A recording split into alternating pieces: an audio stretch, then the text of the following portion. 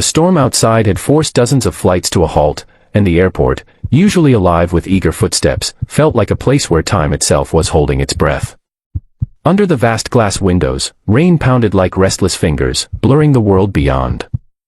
Amid the stranded travelers, one man sat completely still, shoulders tense, eyes fixed on nothing. His name was Adrian Hale, a CEO known for building empires, commanding boardrooms, and making impossible decisions look effortless. But today, sitting alone in a black suit that somehow made the loneliness around him feel heavier, he looked less like a man of power and more like someone drifting without direction. No one knew that mere hours earlier, he had stood before the graves of the only two people who had ever loved him without conditions, his parents. He had buried them both on the same day, victims of a tragic accident, and now he felt as if the world had swallowed every anchor he once had. Before the story unfolds, if you believe in kindness, second chances, and the beauty of unexpected connections, please like, comment, share, and subscribe to Kindness Corner. And tell us in the comments, where are you watching from today? As the terminal hummed with muted conversations and rolling suitcases, a small figure in a mustard yellow coat wandered into Adrian's line of vision. She couldn't have been more than 4 years old, with curious blue eyes and a knitted head shaped like a cat. Her tiny backpack bounced with each step as she walked straight toward him, pausing just inches from his polished shoes. For a brief moment, Adrian didn't even notice. He had become so used to people keeping their distance that the presence of someone so small and fearless felt unreal. When he finally looked up, the little girl was studying him with the kind of innocent seriousness only children possess, as though she could see something behind his expression that others never bothered to look for. And then, in a soft voice that cut through the noise around them, she asked, "Are you lost too, mister?" Her question hit him harder than he expected. It was not just the words, it was the sincerity behind them. She wasn't asking about directions. She wasn't pointing to a gate number or a boarding pass. Somehow, without knowing anything about him, she had spoken to the part of him he had spent years burying under work and responsibilities. Adrian's throat tightened, and for a moment he couldn't speak.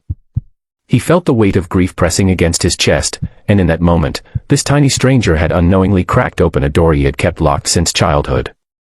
A few feet away, Marina Alden, the little girl's mother, rushed forward with her suitcase, her face flushed with worry.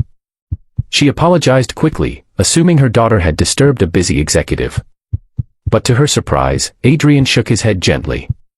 He didn't tell her what her daughter had truly asked.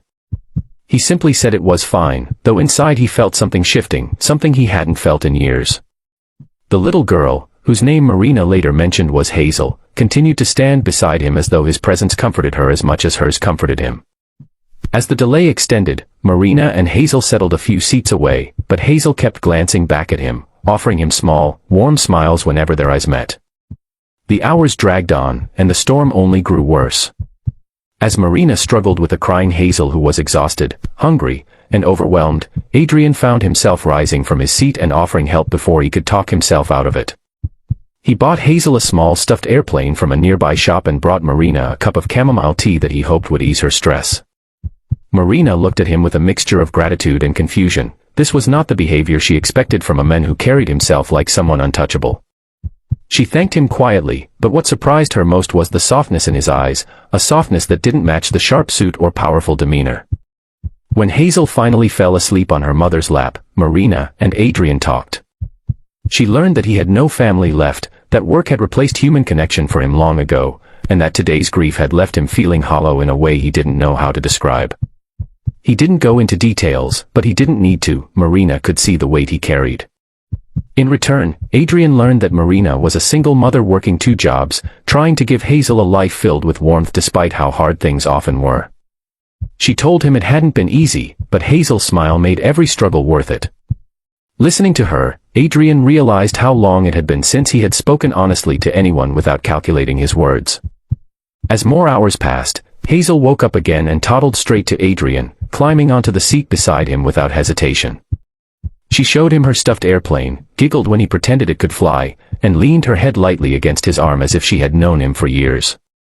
Adrian felt something inside him thaw, a quiet, unfamiliar warmth spreading through a heart he thought was permanently frozen.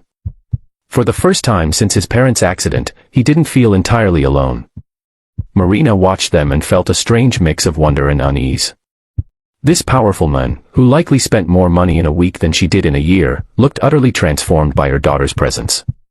When the announcement finally came that flights were cancelled for the night, chaos erupted. People scrambled for hotel vouchers and rebooking lines. Marina panicked because she couldn't afford a last-minute hotel and didn't know how she would keep Hazel warm and safe in the crowded terminal overnight. Seeing her distress, Adrian stepped forward and gently insisted they take the extra room he had already booked.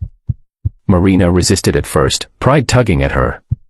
But when she looked at Hazel, shivering and clinging to her stuffed toy, she accepted, though her voice trembled with embarrassment and gratitude. That night at the airport hotel, after ensuring Marina and Hazel were settled safely, Adrian returned to his room. But sleep refused to come. Hazel's question echoed in his mind, "Are you lost too, mister?" He realized the answer was yes, and he had been lost long before today. He thought he had filled the emptiness with success, with money, with achievements. But none of it had given him what Hazel had unknowingly offered him in a single moment, human connection. Something his heart had been starving for. If this story is touching your heart so far, please consider supporting Kindness Corner with a like, share, comment, and subscription. It helps us continue sharing powerful stories that inspire hope. The next morning, when their new flights were confirmed, Hazel ran to Adrian and wrapped her tiny arms around him. Marina watched, stunned, as Adrian knelt and hugged her back with a tenderness that didn't match his strong, corporate image. Marina thanked him once more, but before she could step away, Adrian surprised her. He said that meeting them had changed something in him, that he wanted to live differently, and that Hazel had reminded him of something he thought he had lost forever, his own humanity. Marina felt a lump rise in her throat.